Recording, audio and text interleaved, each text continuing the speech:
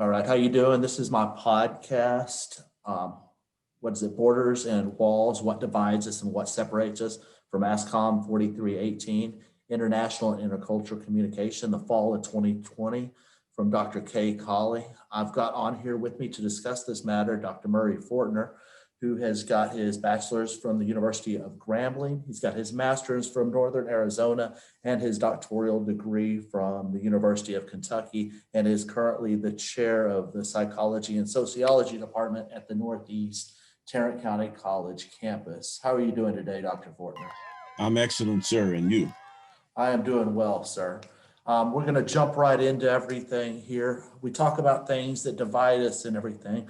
We could go simply and say, do borders divide us? Well, yes, borders do divide us, but they are there for a sovereign reason. We could do the same thing with walls. We could say, do walls divide us? Yes, they do, but they're there for a protection and for other reasons too. But that's really too simple. The reason I brought you on here is I want to look at the sociological aspect of things that divide us and make us not be one together. One of the first ones I want to talk about with you here is the media. I mean, it's something that's really in the news a lot here, is the media and what they cover. You know, people are thriving to go to it, whether it's on the coronavirus pandemic or what's happening in the presidential election or basically any other monumentous event that's really could happen during this point in time.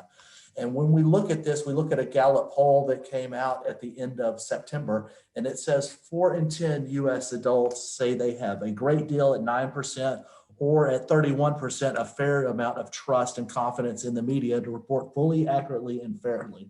While 6 in 10 Americans have a not so much trust at 27%, or a not at all trust at 33%.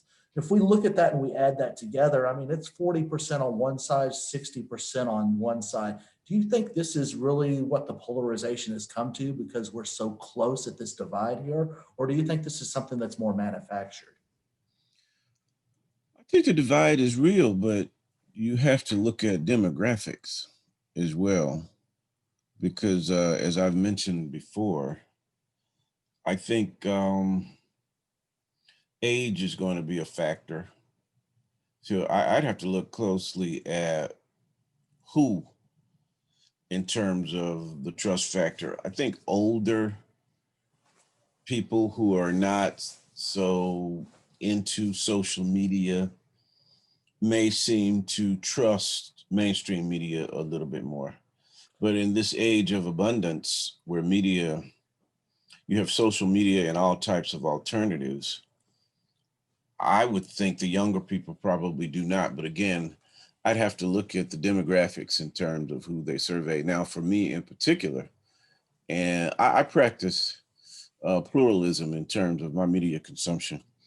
I don't trust mainstream media nearly as much as I used to, because I was socialized during an era when media seemingly was more of a public service, if you want to put it that way, and you had fewer. And we didn't have 24-hour news. I think that's also a factor. When you have 24-hour news, then you have to continue to field the bill. And I think a lot of times media tends to just report things. It's gone from more or less being a service to the public that appeared once or twice a day to a business, because just the other day, I thought I turned on a program. I could very well have said I turned on advertising and I saw some program, because advertising seems to be the driving factor. So when money becomes a part of this, conflict becomes important to this, and dividing us and promoting conflict in part, I believe, is for the purpose of making money, because eyeballs is what this comes down to. So when you consider the whole notion of how money has become a major factor in all of this, it has, for me, no doubt, created a degree of distrust. I have to fact check pretty much everything that I see. And I do that, of course, by going to different sources. But back to the original question, yeah, I don't know. I think the younger people they approach this thing from a whole different point of view. And I think eventually mainstream media is going to go the way of newspapers, that you will have so many alternatives that the whole notion of networks, I don't even think they'll be necessary. So they're a dying breed right now. But this trust issue, it is an important issue that I think your topic addresses, and is from a socio-psychological perspective, no doubt.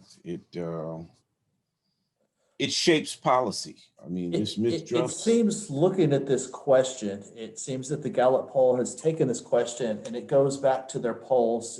In 1972 was the first time they questioned about the trust in the media in their polls. And in fact, they've done it every year since 1997. And it looks like trust is wagered in between, see, about 70, 72, 73% in the 70s. Looks like we have a sharp decline in the late 90s. And then it's kind of interesting. It looks like it remained at a majority, level until about 2004, to where it dipped down to about 45%. It looks like it came up to about 50% in 2005, but it really hasn't come back up to 50% since then. It looks like the major things that happened with it in this poll was there was a steep decline in Republican trust in the media in 2016. How much do you think this would have been driven by the political climate that was going on at this point in time? Well, as I said early on, I think that correlates.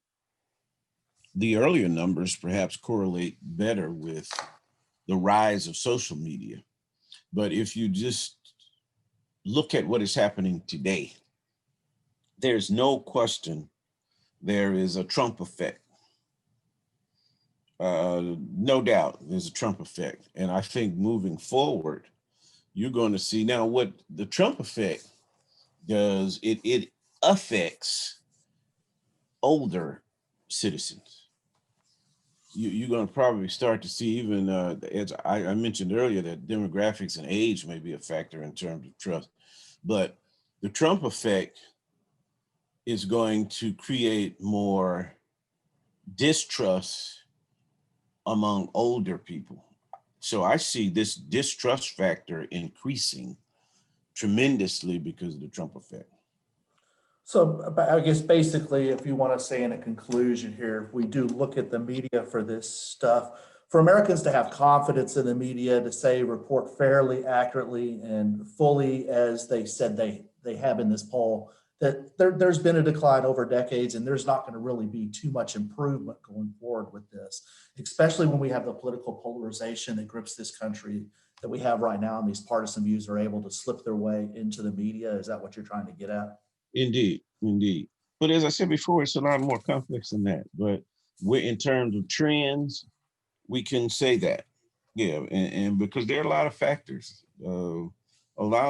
we can look at, and we can say this is what is going to happen, but it's always, for me, not a matter of what is happening, but why it's happening.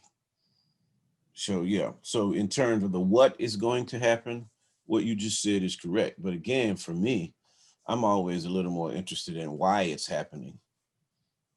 Okay. And then the next thing that we had in our discussion, we talked about, and this is really something that came at the end of our discussion, was the lack of religion, the lack of God inside the community. And it's kind of like it's been a systematical removal of it over the last, I'd say, 20 years or so. And in fact, I even went back to look to see what kind of polls there were out there talking about how many Americans really do believe in God. And the last poll I could find was one that was done again by Gallup in 2018. And it had shown that US church membership had reached an all-time low of 50% in 2018. It basically says that 1 in 5 Americans do not identify with any religion. Most of the country still expresses beliefs in God. Exactly how large that majority is, however, depends on the nuances and the responses of the questions, which I thought was kind of funny that depending on how they answered the question, depending on what kind of response they got. Why would you say that would happen when it comes to God in a sociological standpoint? Well, are you asking in terms of the individual, why people are not attending in the way? Yes, the individual. Why do you think there's been this divide? Why do you think people have pulled away from it? I mean, this was this is from 2018. This is well before the pandemic had happened. Right.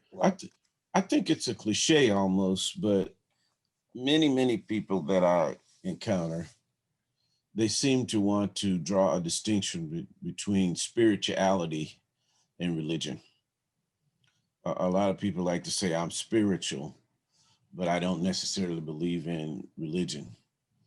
And I think, again, money becomes a part of the way people seem to sometimes perceive religion with the rise of prosperity religion. Some people seem to be, at least the people that I encounter and that I talk to regarding this issue, some people seem to be a little more turned off by all of the push in part for money and the open display of wealth by a lot of the big time preachers, as we call them. So I think that is a factor, again, only from the people that I talk to. But I don't think we have, as a country, I still think religion is a very important part of who we are. It is We are simply, the Puritan experiment. I mean, yeah, it is what we are based upon. yes, it's just that as we start to acknowledge diversity from an international point of view, it managing that diversity becomes a little more, it's a little trickier, and acknowledging everybody's religion becomes a little bit of a factor, which means some of the practices from the past, like saying the Lord's Prayer when I was in school, etc. People are a little more attuned to diverse positions, and that means that they can't openly do things in terms of systems, school systems, etc. But I think at the heart of most American citizens, religion is still a very, and I talk to my classes about it. It's still an important part of the fabric of this country. Just expressing it is a little different because we have to manage the diversity, and that becomes a little bit more of a challenge. Okay, but the thing that I found really interesting when I looked at this is the way the question was kind of worded and how they did it and how it changed over the generations with the responses. In fact, in 1944, the question was worded. It's asked, "Do you believe in God?" With 96% reporting they did. This question was used all the way until 1976, with the last reporting I could find in 1967, with about 94 to 98% saying they did. But in 2000, I'm sorry, in 1976, they changed the wording of this to ask, "Do you believe in God or a universal spirit?" With again about 94 to 96% reporting that they did. In 1994, this question was changed to ask if you believed in something that was other than God, or if you did not believe in something. And with the believers at that point in time and wording it that way and giving them the three options, it dropped down to 79%. Do you think psychology plays a part in the way this question's worded to people and the way they answer it? Or I think, indeed, I think that affects the response. Obviously, that's going to so affect the response. But I think they so may have been. could the question be a dividing factor within itself? It could be. I mean, I would like to have seen more consistency. Uh, if you're going to compare the results. So I would like to see people pretty much go with the same question, because indeed, as you pointed out, that could be a factor. But I still think that people are now. When I was a kid, we didn't draw. It didn't seem as if the system rather drew a line between spirituality and religion, and we were socialized in a totally different way. But today, I do think people draw that line between spiritual and religion, and that too may be a factor. But the question is, going back to what you were talking about, the question no doubt may have impacted the results. And also, I think too, I think it's going to be a harder thing for us to define here too in asking these questions is we don't know what a person's belief is when we ask this question. So I think if, you know, you've got two kind of really concrete ways you could define belief, but until you really put that in there as something of that sort, you're not going to see it, I don't think, reflect in the responses you get. It's kind of like people say that people don't have enough, they don't have enough, I guess, how's the best way to word this? I guess you could say that the outcomes that they have aren't enough, that what they did in their outcomes weren't enough. But shouldn't it be, you know, when I look at that, shouldn't they look more at what the opportunities they had were instead of what the outcome was? Because outcome's merit-based. That's a good point. That's a good point. So if we see belief here, I mean, can we really understand the true sociology of this whole question here unless we understand what belief is to people? Right, and the shifts and the changes. Perception is always, as you know, I speak a lot about how people perceive things. It's going to be an important factor in terms of the attitudes that they develop and the behaviors that follow those attitudes. So, yeah, that is going to be a wording that the issue in part is going to be the way that they worded that. Okay. Well, Dr. Yeah, but you said that was Gallup. Was that Gallup? These are Gallup polls I used. Yes, sir. You Right. are. Now, remember, there's a difference in polls and surveys. So, Correct. I mean, that's going to be non-scientific. So, correct. Yes. Yes, sir. It's going to be random stuff. Yes, sir. I totally understand. It's not gonna have any basis on it. Yes, I do get that. But it does give you, when it's kind of funny, I guess, if you could say, when you look at these things, how they parallel stuff kind of in a way when they're on these non-abstract things. But when it's on something that's concrete, you look at something like the president or something of that nature, it's funny how polls are really off in nature. Yeah. And going back,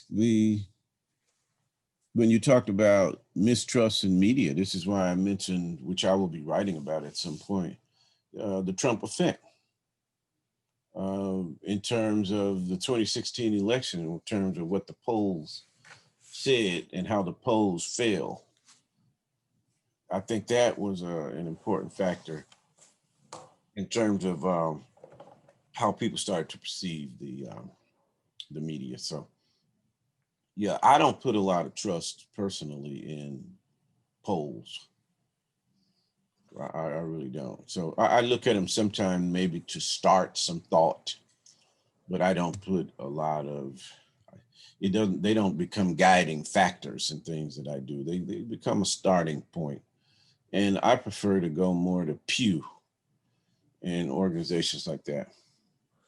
All right, well, Dr. Fortner, I look forward, hopefully, to on this break or sometime soon, we can sit down and try to launch that own podcast of ours, The Doctor and a Fellow, where we kind of take what we've discussed, where we're going to kind of take a news story from the left end to the right and kind of discuss what goes down the middle with it. All right, sir, you're a budding scholar. Continue to do the good work that you've always done, sir. All right, thank you, sir. I appreciate everything. You know how much you mean to me. All right, sir, you have a good day. All right, you too. God bless. Okay.